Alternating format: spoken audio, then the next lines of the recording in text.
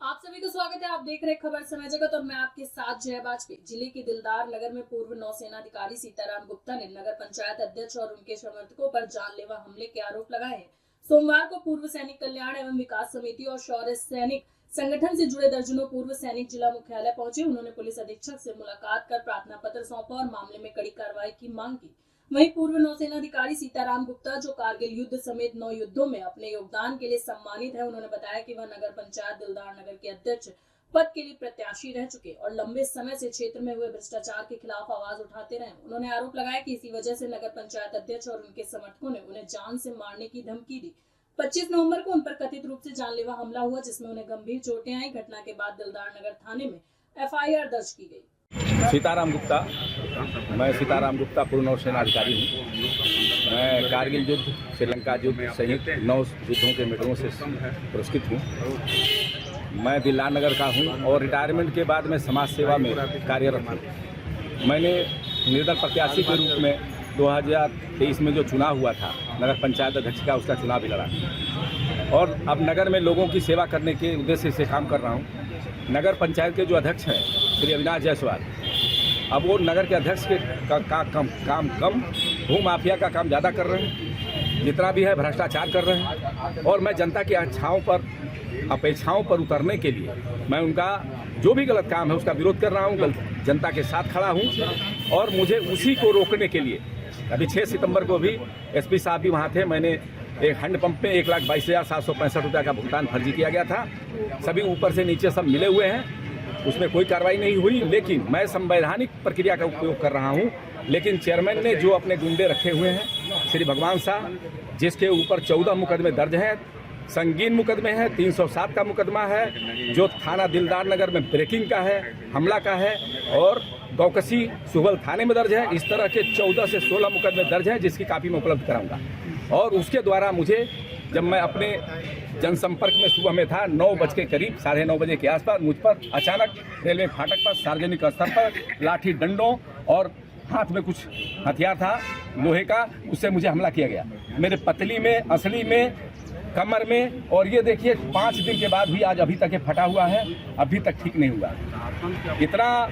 उनको इतना पावर है, इतना धन बल का प्रयोग है कि उन्होंने डॉक्टर साहब को भी मेरे वहाँ होते हुए 3 बार फोन आया, जिला स्तर से, ऊपर के स्तर से फोन आया, उसमें भी किया गया। थाना में गए, थानाध्यक्ष ने कोई सुनवाई नहीं की। पहले तो बोला कि अब दोनों लोगों के ऊपर मुकदमा दर्ज करेंगे। जब हमारे संस्था के लोग वहाँ पहुँचे, बातचीत हुई, SP साहब को फोन में किया था, SP साहब ने थाने भेजा था, SP साहब ने CO साहब को बोला, CO साहब ने इसको पूरा मॉनिटर किया, तब जा करके मेरा मुकदमा दायर हुआ। ऐसे में आज आपके पास हम लोग सभी पूर्व संगठन के सदस्य आए हैं कि हम जब जागते थे तो सब लोग सोते थे। चुप कराइए ना। हम सबकी सुरक्षा किए, देशवासियों की सुरक्षा किए, उनमें से शासन प्रशासन भी है और आज हमें सुरक्षा के लाने पड़े। कोई भी गुंडा हमको कहीं भी बुरी तरह से पीट रहा है, प्रशासन देख नहीं रहा, थानाध्यक्ष बोलता है, ऐसी घटनाएं तो होती रहती हैं। इसलिए हम आए हैं SP साहब के पास गुहार लगाने कि सैनिक की सुना जाए।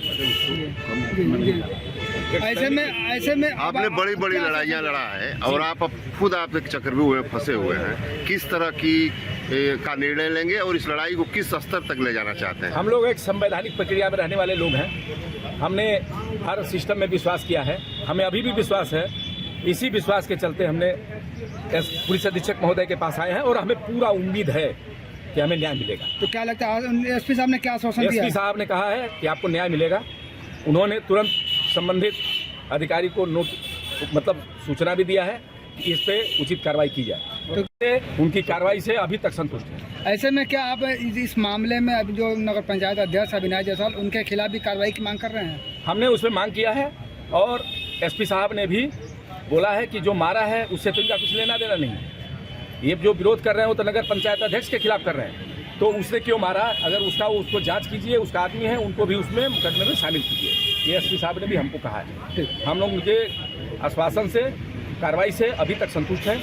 हमें उम्मीद है, हमें विश्वास है कि SP साहब हम लोग को न्याय देंगे। मैं भूतपूर्व सैनिक और संगठन का एक पदाधिकारी के नाते मैंने 25 तारीख जो हमारे सैनिक की घटना घटी है, उस संबंध में हम लोग एकत्रित हो अपने संगठन को जागरूक करते हुए हमने कप्तान से मिलना चाहा, उनसे बात रखा। उन्होंने कहा कि ठीक है, परसों आप आइए। तो आज परसों दिन 28 तारीख है, जिसमें हम लोग उनसे मिलने के बाद हम लोग को उनकी बातों से संतुष्ट हुए और उन्होंने कहा कि इसका निर्णय आप लोग के पास रहेगा।